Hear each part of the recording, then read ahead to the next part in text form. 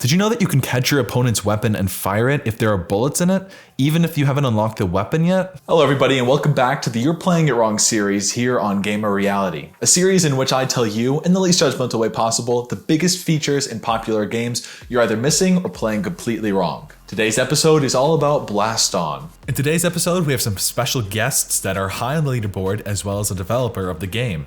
I just want 7 seconds to start off by saying that you're playing this game wrong if you're not playing at all. This game hasn't been out that long, but has had the most updates per month that I've ever seen in a game. Anyways, let's dive right in. I want to start by discussing defense, as it is the most important thing in the game. If you can dodge nearly every bullet that comes your way, you can take as long as you want to damage your opponent and win. This is the biggest mistake we see with beginners and intermediate players. Biggest tip is turning your head sideways to rotate your torso and head. You can also move your arms to help out the body's rotation. It's simple but highly effective, especially when people are shooting bullets that go straight. Another way to think of it is, if you can see the bullet, it hasn't hit you. This is because your body is wide yet thin. Now I want to briefly talk about shields. They're optional yet awesome. Right now I feel that they're imbalanced, so if you're watching this 6 months from now, this information will change, but currently the Cortex shield can take out 3 Helix bullets and then you can throw the handle at the last one. Don't always drop your shield handle or empty weapon, you can throw them at bullets to take a few out. If you want a sneak peek into the loadouts part of this video, some of the best players will carry both handheld shields as part of a meta deck. I also want to point out the exact hitbox of the players. The body extends a little further than you would naturally think, like on your shoulders and below your chest. And you can get hit in the hands, so don't try popping those big pink bubbles. Steve knows. You should also learn how your torso moves, especially whilst crouching. Currently, the game limits how low your head can go, which may cause confusion when you're laying flat and they still hit you. Ow! In general, if you look down, your torso will move back and behind you. This is useful in a future tip. And going back to hitboxes, you can pick up their guns from their slots without touching them. They have a small spherical area that your hand has to be inside to grab that weapon. If you know what weapon it is, it can be a good idea to reach behind you and grab it while staring your opponent down. However, the hitbox or boundary that you should pay most attention to is your play space.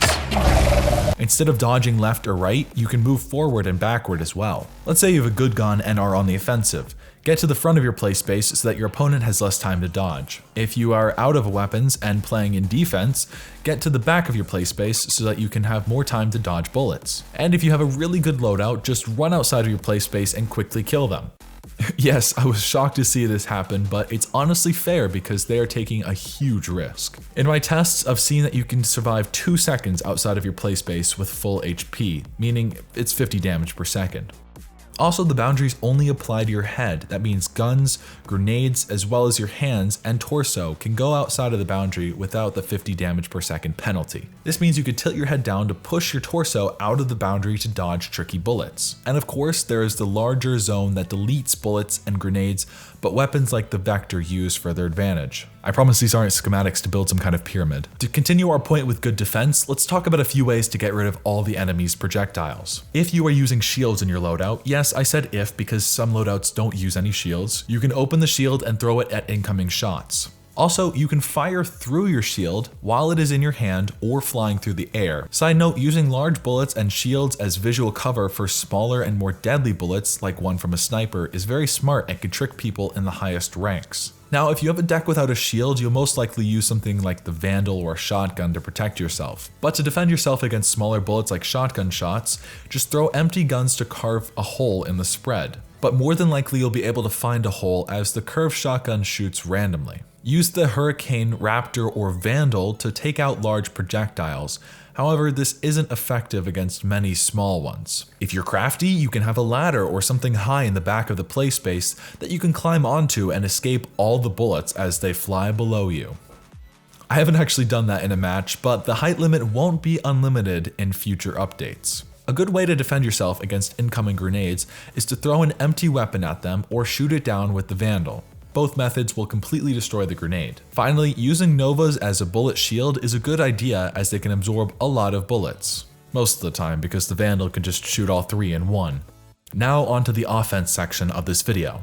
One of the biggest mistakes by beginners is firing every weapon as soon as it spawns in. Yes, sometimes it can be good to fire the sniper or shotgun as soon as it spawns in the beginning of a match, but not always. Usually you will want to wait until you have a good combination of guns that will pressure your opponent into taking damage. We'll go more into this at the end of the video, full of clever weapon tips, but this Wildcat is not very powerful on its own. However, if you use the Majestic with it, you are likely to get multiple shots. You'll mostly want to limit your opponent to a side or corner and force them to take damage. However, being in the high ranks and with the weapons that are currently in the game, you don't really trap people a lot. You'll more so want to trick them or just take a little bit of damage at a time. And don't pick all the biggest guns to go in your loadout and wait for that setup. There is a limit to the amount of firepower that you can be holding or are in your spawning slots. Each gun takes a certain number of seconds to spawn in. If the total of all of your weapons is more than 27 seconds, then the weapons will stop spawning. The game factors in weapons from your holsters as well as in the player's hands. Also, the game doesn't spawn duplicate weapons anymore, but there is a big tip to use that to your advantage. If your opponent has a shield and throws it at you, try catching it and holding it for the rest of the match. This will slightly limit your offense ability, but it will leave them without a shield until you destroy it. This game logic also lets you spawn in weapons faster. Say you are using the Snowball in your deck. If all the other weapons in your inventory aren't too high in cost, then you'll want to leave them all in their slots while making the Snowball constantly spawn in. Now for some quick fire tips that you will not want to miss out on. But first, a quick word from our sponsor, me. Imagine never having to play while charging your headset from a wall outlet again. Heck, imagine not having to charge your Quest for 3 days straight. With this episode's sponsor, Rebuff Reality's VR Power, you can. 10,000 milliamps is like having 3 Oculus Quest batteries in one small package. This small device will extend your playtime up to 8 hours and provide something even more important in my opinion: headset balance. If you were like I was, you would get tired of having a Quest in your face for 2 hours because it was weighing down so much. After putting a battery on the strap in the back, it feels like the weight is mostly lifted off. Now I can play for twice as long without feeling that face fatigue. It's more important than getting a better cushion. Just get this battery, you won't regret it. And please use my link in the description for occasional promotionals off of your order, and also it helps me fund my channel so that I can give all this great information to you guys for free. There's a large social aspect to this game with multiple rooms to meet up and hang out in, friendly duels that let you practice without losing your rank, and this color picker that will let you pick the color of your non-existent body. Also, this camera takes pictures and sends it to the Pictures channel on the Discord server. Just gotta send this to your wife. You can throw your weapon at your opponent to deal small amounts of damage. Most weapons will do 1 damage, shields do a few more, grenades do 6, and some powerful weapons do 8 to 10. You can toss guns between your hands, which can confuse your opponent and also allow the most skilled players to juggle. Pausing the game with the Oculus buttons puts you in the audience. When most bullets of the same type collide, they will both be destroyed, making for a good defense tactic. But if you shoot something like the Raptor into the Nova, it'll take a few bullets to delete it. You can check out the specific math in the loadout section and just take into consideration the collision and health of both bullets. Distract and damage players by throwing high damage guns up at an arc so that it hits them from above and doesn't give them the chance to look at it and catch it, and probably throw it back to you. Hide the grenade initiation sound by firing a loud gun like the Nova at the same time. Also, you can throw the grenades high into the air and time them to explode behind your opponent. I love doing that. This confuses most beginner and intermediate players. Also, timing and aiming the Nova nade explosion at the right time will make the orb spawn and hit your opponent in less than a second. However, if someone is trying to do this to you, you can move close to the grenade and take the 6 damage with your body. Final random tip, there is a color danger language with bullets. Deep red does the most damage with light yellow doing the least. Now the part you've been waiting for, the best weapon uses and the best loadouts. We'll start off the tips with the least understood weapon, the curved sniper, also called the Viper Ellipse. Basically, this gun is S tier, and you'll most likely want to include this in your deck build. There are 2 easy yet highly effective shots you can learn, the hook up and leading curve shots. The hook shot is done by swinging your arm up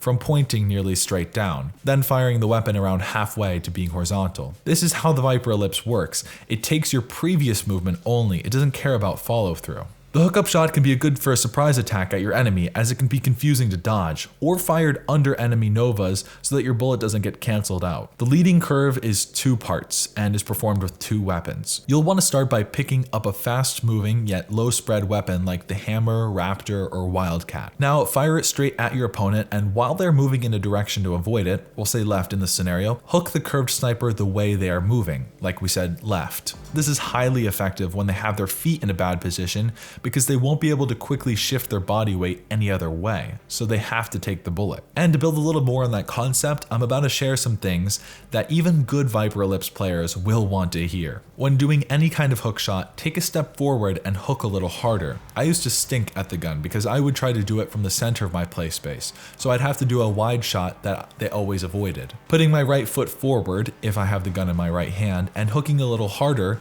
helps your chances of hitting them a lot. Here's a tip from Woody Plays that will help you fake out your enemy with just the Viper Ellipse. So instead of just shooting like this, what I would do sometimes, I would wrap it around. So when you wrap it around like this, right, you wrap it around and then you go up. Now you could do a downward shot. So sometimes people duck down and then down, you see he doesn't duck down. You could bring it back by moving the arm. When you see him making a mistake, if it's running to that side, he's going for an item. So you go like, oh, he's going there, right? And that's when you fire, right? So vice versa, you see him ducking down, and then that's when you fire. And another tip about being on the defensive side against the Viper Ellipse makes this game seem like it is a form of martial arts, and I do feel like that sometimes. If your opponent has the Viper Ellipse in their right hand, you want to be on their right side, which is your left. Matching the side of the Viper Ellipse hand means that they have to do backward hook shots more often, which is difficult. And if you notice someone is doing this to you, be ambidextrous and switch the hand you're shooting with. The Hurricane is a top tier gun that lets you deal damage from a different angle. Instead of shooting the 5 shots all together so that your opponent can wipe them all out with one shield, try this tip from Moody Plays. What you could do is you're gonna shoot the first couple a little bit higher, and then shoot the next couple a little bit lower. So what you have essentially is they're going kind of flat. They're falling down flat. So your opponent cannot throw the shield right away as they see it going to them. The only time they could really throw the shield up is when the Hurricane already falling down. And a final thing about this weapon is that it's oddly good at defense. First of all, you can fire it straight at your opponent to make them move while they're trying to attack. Second, you can take out helix orbs and maybe some other bullets in the future. And third, the gun itself has decent collision, so it can wipe out some bullets. The QuickSilver is currently an underrated weapon, and I'll share this knowledge from Wayso. You've got to leave some weapons in the back until the QuickSilver spawns in the front or the middle, so that way you don't get it stuck in the back. Because if you're stuck in the back, you can't get as close, and so the effect just isn't going to be as good. 15 seconds. You want to try and work the spawn system to get it as close to the front as you can. And so you've always got to be thinking about what to pick up. You can't just grab things whenever you want. The Snowball is a good weapon for some quick damage if you have them pinned or just confused. First of all, try throwing this weapon through some Novas. It's been done to me and I did not expect it. And you should know that your hand doesn't have to move far to throw it fast. A quick flick will get it up to its maximum speed. You can flick it at them as soon as you take it out of the slot, or you can fake it and watch them tremble in fear. Here are some tips on the Vector weapon from a developer of the game. If you just go like that, because it triple bounces. That's probably one of my favorite. And then this one too. Finally, we'll talk about the curved shotgun or hammer ellipse. This weapon is also S tier because of its high ammo count, and also it curves. I didn't know this until recently, but you can actually pull your gun backwards and fire it to make this weird curved effect at your opponent. Alright, now to talk about loadouts. Basically, you'll want to start off by thinking of all the S tier and powerful weapons in the game. Then just put them all in your loadout.